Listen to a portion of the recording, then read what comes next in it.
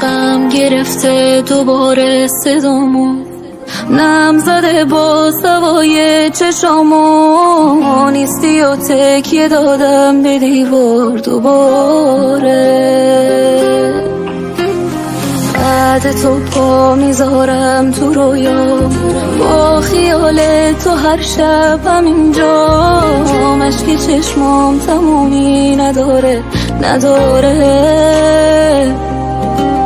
صدای خشخش برگ و پاییز و بارون، باز خیال تو با قلب داغون، نیستی و خیره میشم به عکس دوتامون.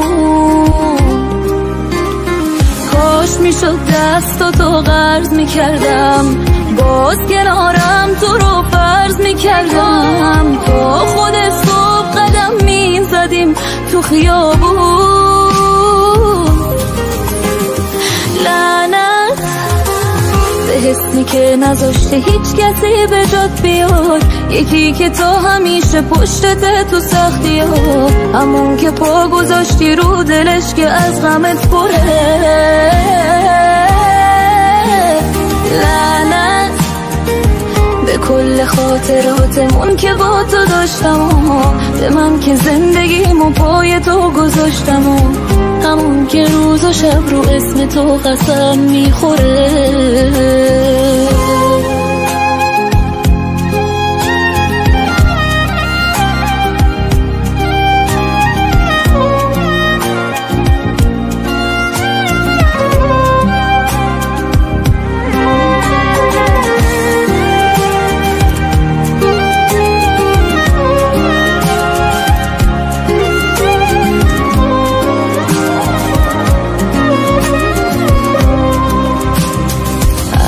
من نیست چشاتو نبینم، باز نتونم کنارت بشینم، از تو تنها همین قصه هات مونده پیشم.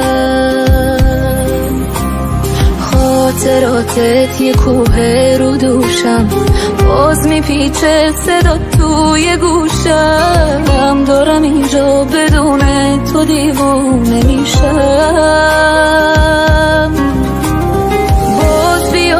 همه باورم شد، باز رفیق چشای ترم شد، باز بیا عاشقم شد دوباره.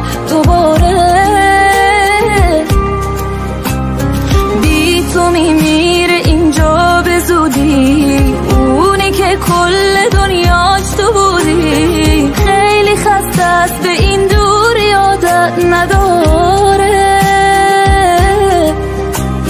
لعنت به حسی که نذاشته هیچ کسی به جات بیاد، یکی که تا همیشه پشتت تو سختی ها، همون که پا گذاشتی رو دلش که از غمت پره. لعنت به کل خاطراتمون که با تو داشتم و به من که زندگیمو پای تو گذاشتم و همون که روز و شب رو اسم تو قسم میخوره.